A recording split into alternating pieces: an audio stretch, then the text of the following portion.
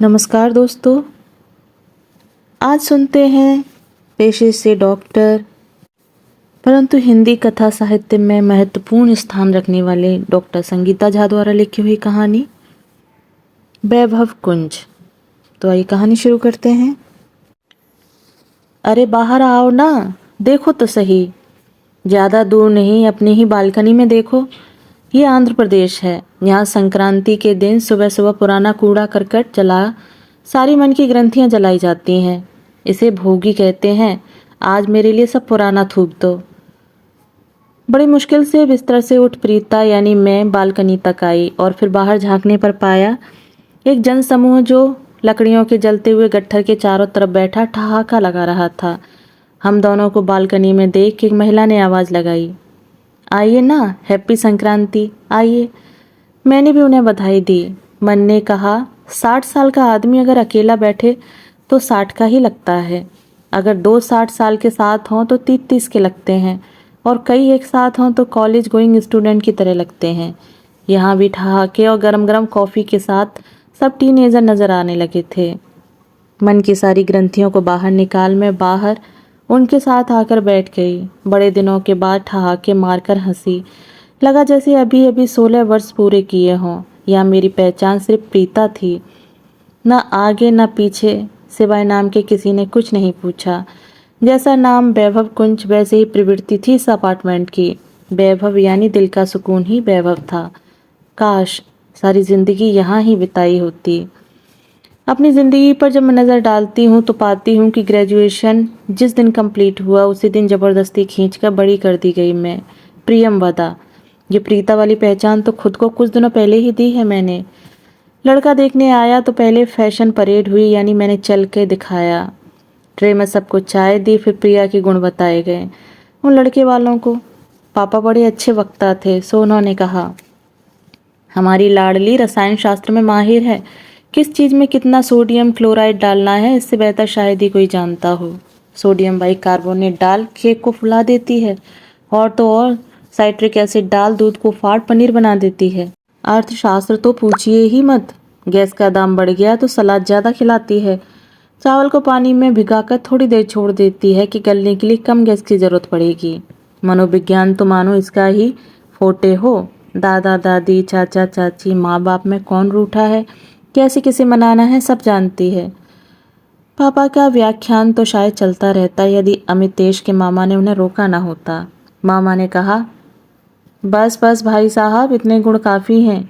बस हमारे भांजे साहब पसंद कर लें और कुछ नहीं चाहिए। मियाँ बीबी राजी तो क्या करेगा काजी। अमितेश मुझे ध्यान से देख रहे थे। उन्हें भी बगल में लेटने वाली रंभा से ज़्यादा इकोनॉमिस्ट, रसायन शास्त्री, मनोवैज्ञानिक बीबी चाहिए थी।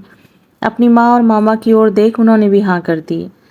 मैं भी मूर्ख, पढ़ी लिखी जरूर थी पर दिमाग से गुड़ गोबर। पापा की बातों को सच करने में लग गई। पाक शास्त्र में ऐसी निपुण कि घर वाले होटल जाना भूल गए। मनोविज्ञान तो मानो ऐसा कि कुमारे मामा जी को भी अपने घर जाने की जरूरत ही नहीं पड़ी। पहले से ही बहन के घर पर थे और बसे रहे। ऐसी रसायन शास्त्री के घर के बड़ों में ब्लड प्रेशर और डायबिटीज और दिल की बीमारी ने सेंध ही नहीं मारी। सभी खुश और पनपते रहे और मैं घुलती गई। घर पर शुद्ध हल्दी, चाय के मसाले, ऑर्गेनिक सब्जियां जुटाने में ऐसी लगी कि लड़की की ज़िंदगी में रोमांस भी कुछ होता है ऐसा याद ही नहीं रहा। पिता तो अमित के बचपन में ही गुजर गए थे। अमित माँ और मामा जी के बेटे थे, इसलिए उसके आगे कुछ सोच ही नहीं पाते थे। माँ जी ने भी अपने बेटे को बेटे से ज़्यादा एक कंपेनियन की तरह तैयार किया था। दोनों माँ बेटे एक से टीवी सीरियल देखते, साथ में कभी बैडमिंटन खेलते, कभी कैरम तो कभी रमी। मैं तो अपनी प्रशंसा के झंडे गाड़ने में इस तरह मशगूल थी कि कभी समझ ही नहीं पाई कि मैं क्या खो रही हूँ। खेलते खेलते सब चिल्लाते, प्रिया 1 कप कड़क चाय, तो कभी गर्मा गर्म पकौड़े। मैं रसोई के बर्तन चमकाने और घर को होटल से भी ज़्यादा साफ रखने को ही अपने अचीवमेंट्स मानती थी। अमित के एक पुलोवर की पूरे शहर में चर्चा थी जो मैंने शादी के बाद बनाया था। अमित बहुत सरल व्यक्ति थे। उनकी ज़िंदगी मेरे और माँ के आसपास घूमती थी। घूमने भी जब हम जाते तब साथ साथ खूब मस्ती करते, अंताक्षरी खेलते, पिट्टूल भी खेलते। सब कुछ अच्छा था ज़िंदगी में सिवाय मेरे और अमित के रोमांस के। माँ और अमित में सिर्फ 18 साल का फ़र्क था और मामा जी माँ से 5 साल छोटे थे। माँ की कम उम्र में विधवा हो जाने पर उन्होंने भी शादी नहीं की, जो उन दिनों आम बात थी। मैं उस घर की ज़रूरत थी और मुझे भी नहीं लगा कि मेरी और अमित की भी एक दुनिया हो सकती है। जब मैं सजती या कुछ नया पहनती तो तीनों एक साथ चिल्लाते, क्या खूब लगती हो। कभी कभी गाते, बिजली गिराने मैं तो हूँ आई। मुझे तो याद भी नहीं है कि अमित ने मुझे कभी एक स्त्री यानी रंभा की तरह देखा भी हो। माँ और मामा जी को लगा कि घर में नया मेहमान आने वाला है। फिर क्या था, बिना किसी रोमांस की एक प्रक्रिया की तरह 2 बच्चे भी हो गए, मिष्टी और लड्डू। नाम भी माँ और मामा जी ने रख लिए और सारा लालन पालन भी बड़े अच्छे से माँ और मामा ने किया। वो क्या पहनेंगे, क्या खाएंगे, कब खाएंगे, सब कुछ उनके आका ही डिसाइड करते। मैं घर के रसायन शास्त्र और अर्थशास्त्र में इस तरह उलझी कि माँ और मैं बहनें ही दिखते थे और अमित हमारा छोटा भाई। बच्चों के आने के बाद 3 बच्चे हो गए और तीनों का ध्यान रखा जाने लगा। बच्चे बड़े स्मार्ट और कुछ जल्दी ही बड़े हो गए। मैं तो ऊपर से नीचे गिरी जब मेरी 13 साल की बिटिया ने मुझसे पूछा, मॉम आप क्या एसेक्सुअल हैं क्या? इतनी अंग्रेजी तो मुझे आती ही थी, पर इस तरह का सवाल और ये शब्द पहली बार किसी ने मुझसे कहा था। मैंने गुस्से से पूछा, व्हाट डू यू मीन?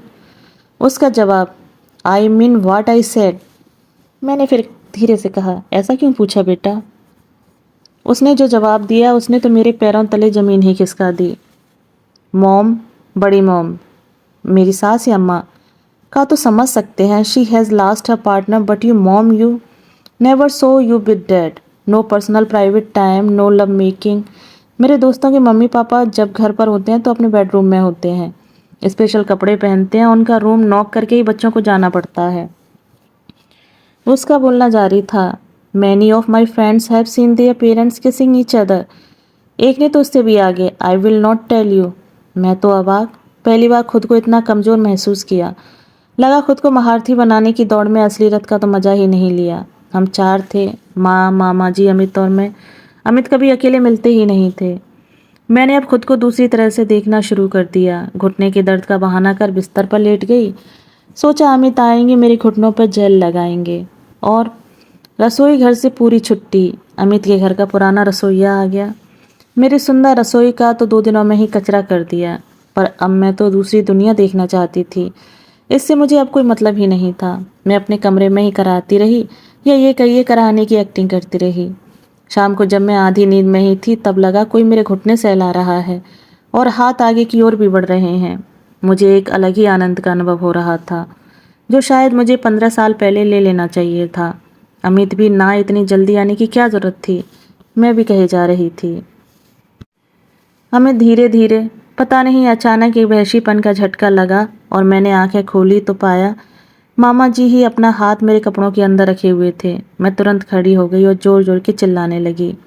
मामा जी को लज्जा भी नहीं आई, ना ही उनकी आंखों के वहशीपन में कोई कमी आई। मेरी आवाज़ सुनकर बेटी दौड़कर मेरे कमरे में आई और मामा जी को मेरे कमरे में देख इस हरकत का मुझे ही जिम्मेदार ठहराने लगी। मॉम, आप इतना गिर जाओगी और बीमारी का ढोंग करोगी। बेचारे दादू तो आपकी चीखें सुनकर आपके कमरे में आए और इन्हीं पर इल्ज़ाम लगा रही हो। प्लीज़ घर में किसी को पता चले उसके पहले चुप हो जाओ। मामा जी ने मिष्टी को देख चेहरे के दरिंदे वाले भाव को तुरंत मेमने में परिवर्तित कर लिया और चुपचाप मिष्टी का हाथ पकड़ बाहर चले गए। मिष्टी की नज़रें मुझे पागल कर रही थीं। मामा जी का मुझे घूरना और आंखों का वहशीपन मानो चोरी भी करेंगे और सीना जोरी भी। वही डाकू थे और जज भी। फरियाद भी किससे करती? माँ और मामा जी तो मेरे दोनों बच्चों के माता पिता थे।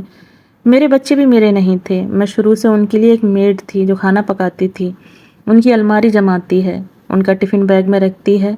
मैं इससे ज़्यादा कुछ नहीं थी। मिष्टी की नज़रों में अभी ये मेड सी औरत, बेचारे सन्यासी मामा जी जिन्होंने अपनी बहन और भांजे के लिए शादी नहीं की, को बहका रही थी। मेरे मन, दिल और स्वाभिमान तीनों की चिता जल चुकी थी। मेरे लिए अपनी बेटी की अपराधी और एक दरिंदे की शैतानियत का शिकार बन अब वहाँ रहना मंजूर नहीं था। कुछ को निर्णय अपने सम्मान के लिए इतने अच्छे होते हैं और आपकी ज़िंदगी पूरी तरह से बदल देते हैं। मैंने भी इस घर से, जहाँ ज़िंदगी के 17 साल लगा दिए थे, 19 से मैं 36 की हो गई थी, बिना किसी को बताए विदा ले लिया। ना किसी ने रोका और ना ही मैंने कोई सफाई दी। मेरे आत्मसम्मान को इतना बड़ा झटका लगा था कि मैं मायके भी नहीं जाना चाहती थी। बिना किसी को बताए अपने बचपन की सहेली, जो हमारे शहर से मीलों दूर तेलंगाना की राजधानी हैदराबाद में रहती थी, के पास चली आई। फ़ोन नंबर भी बदल दिया। भाग्य देवी भी मेरे साथ थी। लॉकडाउन का समय था और बहुत से स्टार्टअप शुरू हो रहे थे। मैंने अपनी सहेली के घर से ही अपने इस सहेली किचन की शुरुआत की और हमारी निकल पड़ी। कुछ यूट्यूब और कुछ वर्ड ऑफ माउथ में हम टेक होम फूड में लोगों की पहली पसंद बन गए थे। कभी अमित की याद भी नहीं आई। बचपन के दिए गए भाषण, एक्सटेम्पोर और डिबेट अब अपनी मार्केटिंग में काम आ रहे थे। लॉकडाउन ने बहुतों को तोड़ा पर मेरी ज़िंदगी की दिशा ही बदल दी। 36 साल में 16 साल के मज़े लूट रही थी। इसी बिजनेस के सिलसिले में अतुल मिले। ना उन्होंने मेरे बारे में कुछ पूछा, ना मेरी जात, ना उम्र और ना ही कुछ आगा पीछा। हम बड़े अच्छे दोस्त बन गए। दोस्ती के साथ हमारा टीन एज वाला रोमांस भी शुरू हो गया। लॉकडाउन में भी हम साथ रहने का समय ढूंढने लगे। मुझ में इतनी कशिश है का मुझे अब पता चल रहा था। कहते हैं ना, दुनिया में सब कुछ बदल जाता है। नहीं बदलते हैं तो आपके दोस्त, जो आपको हमेशा खुश देखना चाहते हैं। मेरी फ्रेंड और उसके पति भी मुझे खुश देखना चाहते थे। लिव इन जैसा शब्द जो कभी पाप लगता था, आज जीने का सहारा बन गया था। मेरी लीगली दूसरी शादी नहीं हो सकती थी क्योंकि मेरा तलाक नहीं हुआ था। मैं लंबे से नाम प्रियम्बदा से अतुल की प्रीता बन गई और हम एक सुंदर से कपल बन इस वैभव कुंज में आ गए।